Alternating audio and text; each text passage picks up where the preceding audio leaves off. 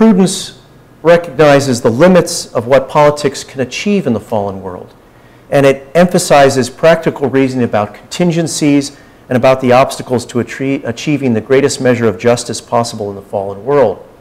One Lincoln scholar, I think perhaps the best, Harry Jaffa, has put it this way. He said, it's the essence of practical wisdom to adapt its judgments to differences in circumstances. The purpose of practical wisdom is always the same, and the wise statesman will act to achieve the greatest measure of justice that the world in which he is acting admits. Now, one of the great challenges I think we have in 2008 is articulating principles of ethics and human rights for the public, explaining to the public, explaining to Americans persuasively why human life should be protected from beginning to end. So, political imprudence also requires communication skills or prudential rhetoric. But sometimes believers work in politics and public policy as though they assume that God's truth is always clear and will always succeed, and that all that's needed is simply to state God's truth, and the public will immediately accept it and recognize it and believe in it. But why should we assume this? Why should we assume this to be the case? Don't the implications of the fallen world lead to very different implications? That human reasoning and understanding is impaired, and that truth does not always win out.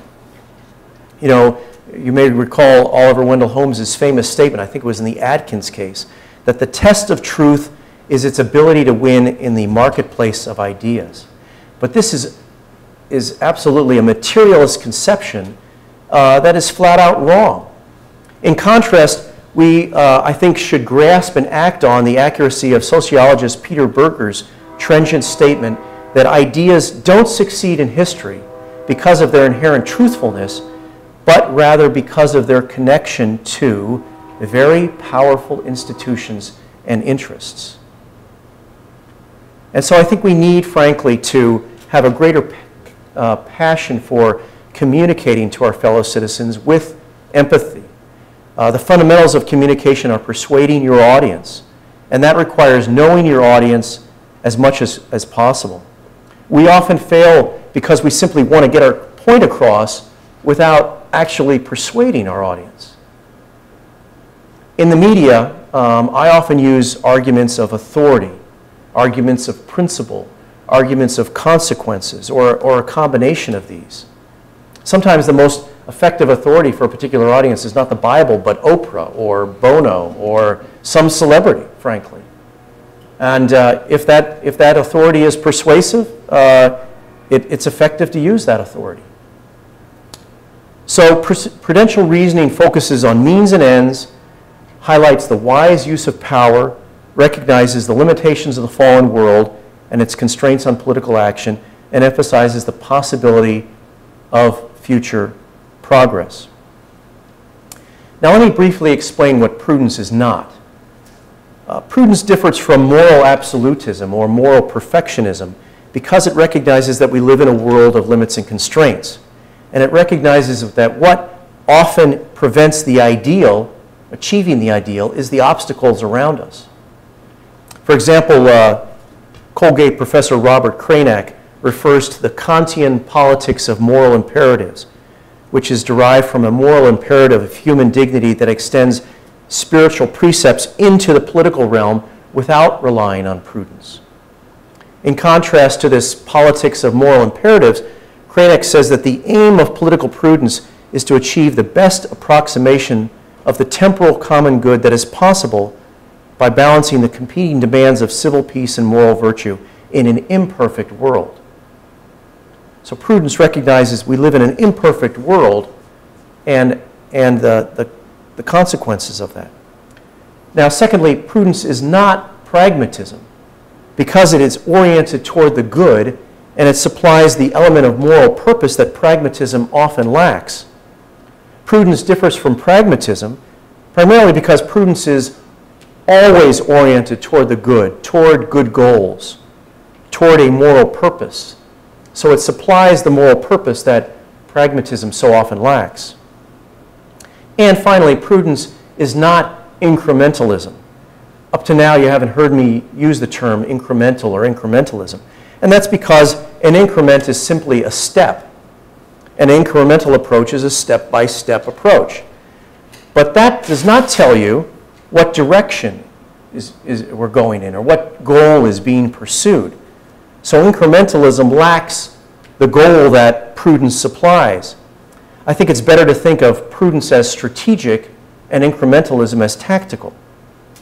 Now, an incremental approach may, in the right circumstances, be the best approach because of the obstacles and the conditions at issue. But whether it is the best approach is determined by prudence. Now, how do political leaders or legislators work to constrain or eliminate a social evil without compromise, without being sullied by the social evil that they're trying to eliminate? There's a long ethical tradition called the Doctrine of Cooperation, which seems, I think, ideally suited to answer this question and to ethically evaluate the actions of legislators and political leaders. Cooperation is related to the notion of moral complicity. So, for example, historians have asked, was the North complicit in slavery before the Civil War? Both cooperation and complicity look to the degree of one's participation in unjust actions. But decisions about appropriate cooperation are ultimately a matter of prudence.